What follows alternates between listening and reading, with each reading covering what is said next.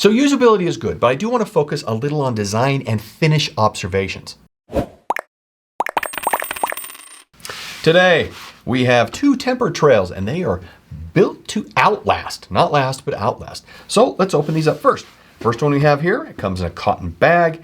This one is going to be, this is the Tucker, and another bag, this is the Johnny, as in the Johnny Cash. The Tucker comes in the crispy colors in honor of Chris over at Crispy Things. It's a sapphire and cognac color combination, which I think is really awesome. Nice color selection by Chris. The Johnny is in a green color. You can see the comparison here between the green and the sapphire. I really quite like this. Amazing colors. I think they're fantastic. So now I've had these on my review priority for a couple months. So let's take a much closer look at both of these wallets. The Tucker first.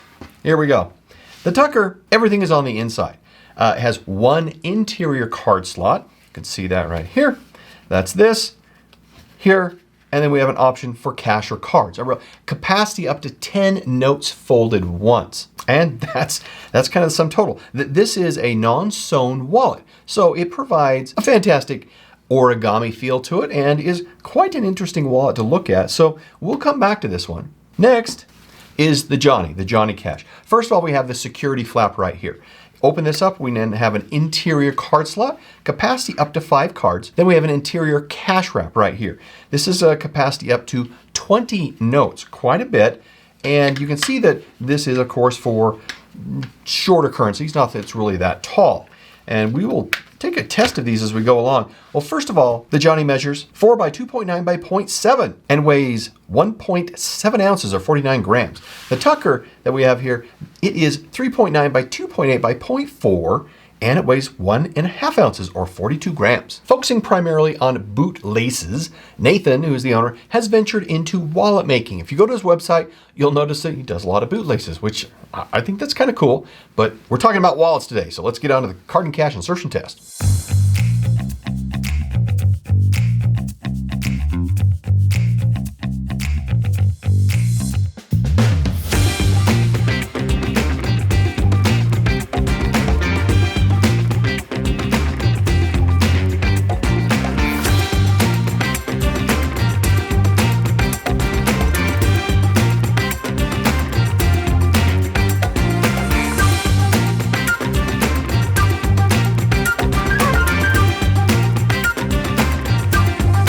Bring the Tucker back in here and we can compare this to the Johnny. Now the Tucker, the company recommends up to 8 cards and up to 10 notes. Well, we got 10 notes in this one and it handled it just fine. Overall thickness was around a ½ an inch on this one.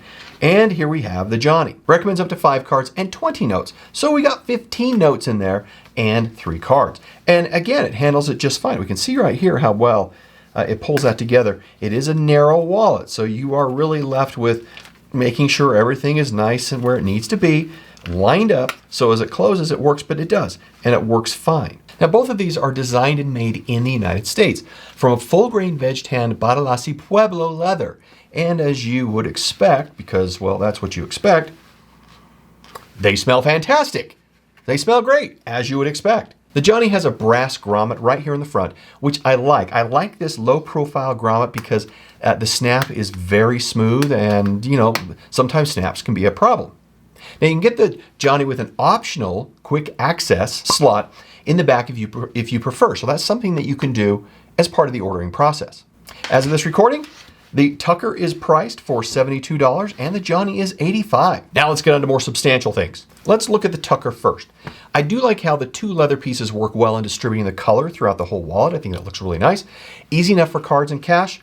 Cards go right here as we showed, and of course you've got cash here. Got the maker marks that are there. Easy enough. You can access your cash or quick cards from the wallet without needed by pulling the flap here or just directly out from the side for your cash. So will cash fall out? Well, not easily, but it is balance of accessibility and security, and that's what you have to decide. Also, when accessing cards, you do a short pull and then you can fan them out up here at the top. Let's see what that looks like. I've got the full 5 cards.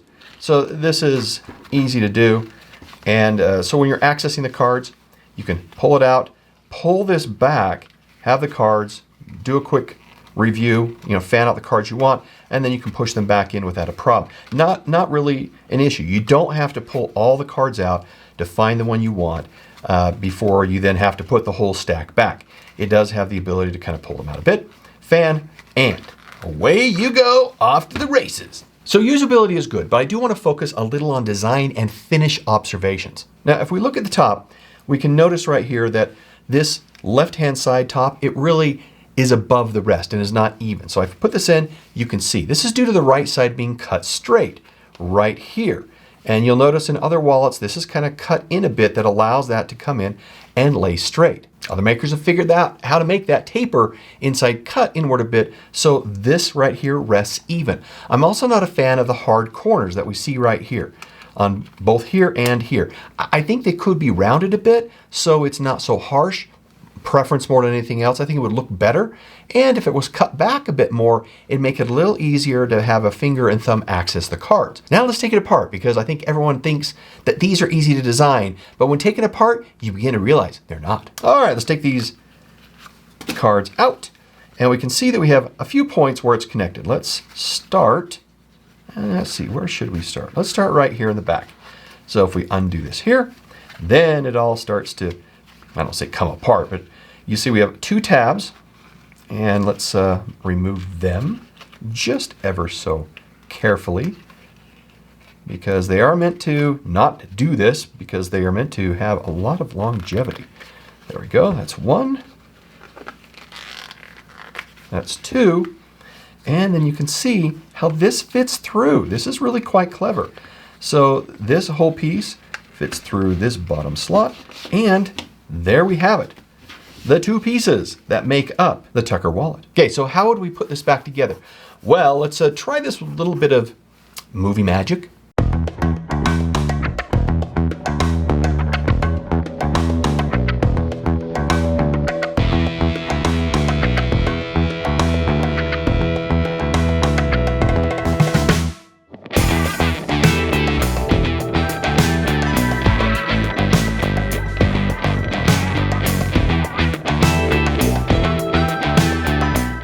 So onto the Johnny. This is a very masculine but very tasteful sewing line that we have here, and it's all done on a single piece of leather. Let me show you. All right, let's take out the cards that we have here first, and let's go into remove cache, and I'll walk you around this. So we have this larger piece of leather. It is all one piece, and if we see that it wraps around right here to here, and it connects on this bottom piece right here that comes up. And so what we're seeing is the sewing of just pulling these pieces together, but it is a single piece of leather that pulls this off. Card access happens when the opening, the flap occurs, opening the flap, but the corner push area right down here is something I really think is great to exit the cards. So you're able to pull this up, and instead of having to grab, you can also push from the bottom, works well. The cache wrap makes securing cache easy as the bottom of the notes are tucked in, so they pass through, and you can see, so even though you may have them tucked like this, you can have access to the cache and still pull them out. But because it's wrapped, it doesn't mean the cache is going to fall out. Now regarding design and final observations, again, I don't like the hard corners like we see right here. I think this could be rounded, it would look a little bit better. And the placement at the top left for the tassel doesn't appear to be straight or flush with the leather. It kind of pokes out here. It seems like it could be done a little better by putting it down a bit, and that allows us to sit a little more flat, or I'm thinking flush is the word, to kind of prevent this bubbling that occurs. We can see we come around here, we secure this, and it creates kind of a little bubble here. Not sure if that's something I would prefer. I don't, honestly. Now on both of the wallets, we've got the Johnny and the Tucker here. We can see right down here where we have this maker number. And we also here on the Johnny have the same thing right down here. Now, while I like the individual stamping, I've seen it with other wallets, and I've yet to really understand the value that that bit of extra work, which is work, provides to the maker or to the owner. Again, I'm not the smartest knife in the drawer, so please help me know why that's important, other than I guess it's a way to tag a particular wallet to a particular owner. With that said, Nathan's products are produced very nicely. And he's working towards different design elements, which I really appreciate any maker willing to put in this effort. So now, on to the final score. They both come in at the same score. Quality of 4. A few items missing in the fit and finish, but otherwise, I think very well done. Price of 3, fairly well priced. Features of 3, does what it's supposed to do. Usability of 4, I think they're very easy to use. And perception of 4. I'm excited to see what else Nathan comes up with as he continues to tinker with his design. When people demonstrate creativity like this, I think it's awesome to see how they continue to refine things like this. And that still gives us a good score, 3.7 out of 5. And if you like this video, then watch this one next, and we'll see you in the next review. Goodbye.